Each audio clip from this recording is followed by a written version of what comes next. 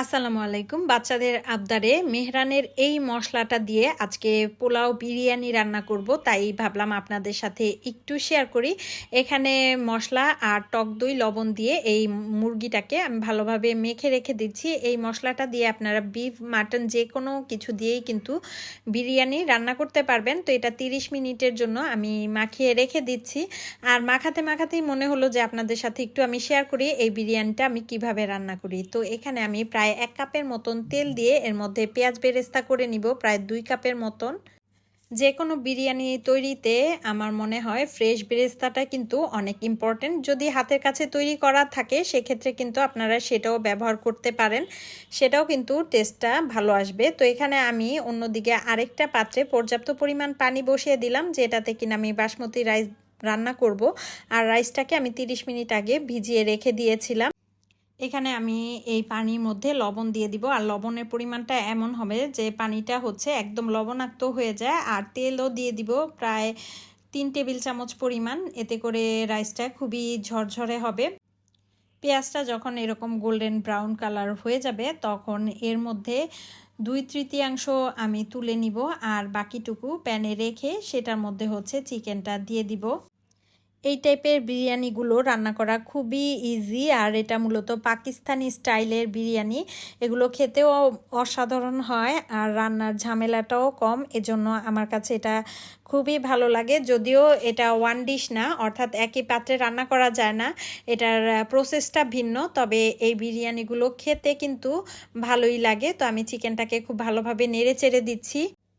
চিকেনটা রান্না করতে করতে যখন এটা থেকে তেলটা ছেড়ে দিবে তখন এর মধ্যে আমি পানি দিয়ে দিব। আর পানি দেওয়ার সময় আমি হচ্ছে যে পাত্রে হচ্ছে মশলাটা মেখে রেখেছি সেই পাত্রেই ভালোভাবে ধুয়ে তারপর পানি দিয়ে দিচ্ছি। এখানে প্রায় 2 কাপের মতো পানি এর মধ্যে আমি দিয়ে দিচ্ছি। এবার নেড়ে চেড়ে এর মধ্যে ঢাকনা দিয়ে রান্না করব যতক্ষণ না পর্যন্ত হচ্ছে মাংসটা ভালোভাবে সেদ্ধ হয়ে যাচ্ছে, ঠিক ততক্ষণ পর্যন্ত রান্না করে নিব।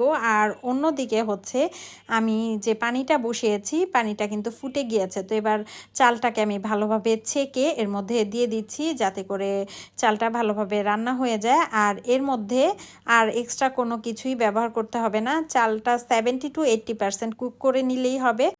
চালটা 80% কুক হওয়ার পরে আমি এটাকে স্ট্রেইনারে ভালোভাবে ছেঁকে নিয়ে তারপর যে পাত্রে আমি বসাবো বিরিয়ানিটাকে সেটার মধ্যে আমি একটা লেয়ার তৈরি করে নিয়েছি। আর চিকেনগুলোকে আমি সেই মশলা থেকে উঠিয়ে নিয়েছি একটা চামচের সাহায্যে। এবার চিকেনগুলোকে এর মধ্যে বিছিয়ে দিয়ে দিয়েছি অর্ধেকটা পরিমাণ, দেখতে পাচ্ছেন। এবার এর মধ্যে আমি বেরেস্তা দিয়ে দিব কিছুটা। এবার এর মধ্যে আমি কিছুটা ঘি দিয়ে দিচ্ছি 1 টেবিল চামচ পরিমাণ।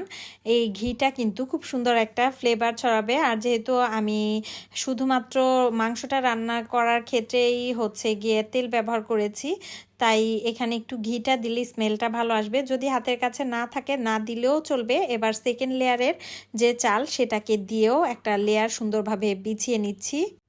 এরপর বাকি যে চিকেনটুকু উঠিয়ে রেখেছিলাম সেটাকে এর মধ্যে দিয়ে দিয়েছি। এখানে বড় সাইজের একটা চিকেন ছিল যেটার ওজন প্রায় 2 কেজির মতো ছিল। তো এবার এখানে কিন্তু আবারও বেরেস্তা দিয়ে দিচ্ছি। আর বেরেস্তাটা আপনারা আপনাদের পছন্দ অনুযায়ী বেশি করেও দিতে পারেন। এবার ওপরেও কিন্তু আমি কিছুটা পরিমাণ ঘি দিয়ে দিচ্ছি।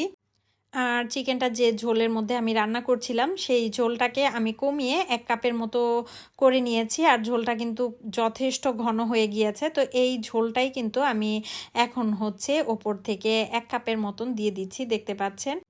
এই ঝোলটাই কিন্তু বিরিয়ানিটাকে অনেক ফ্লেভারফুল করে দিবে, তাই এই ঝোলটা কিছুটা পরিমাণ আপনারা রেখে দিবেন এই ওপর থেকে দেওয়ার জন্য। আমি কিন্তু একদম চারপাশে ঘুরিয়ে খুব সুন্দরভাবে দিয়ে দিয়েছি। আর এবার ওপর থেকে আরও কিছুটা রাইস রেখে দিয়েছিলাম, যেটা দিয়ে একদম ফাইনাল যে লেয়ারিং সেটা করে নিচ্ছি।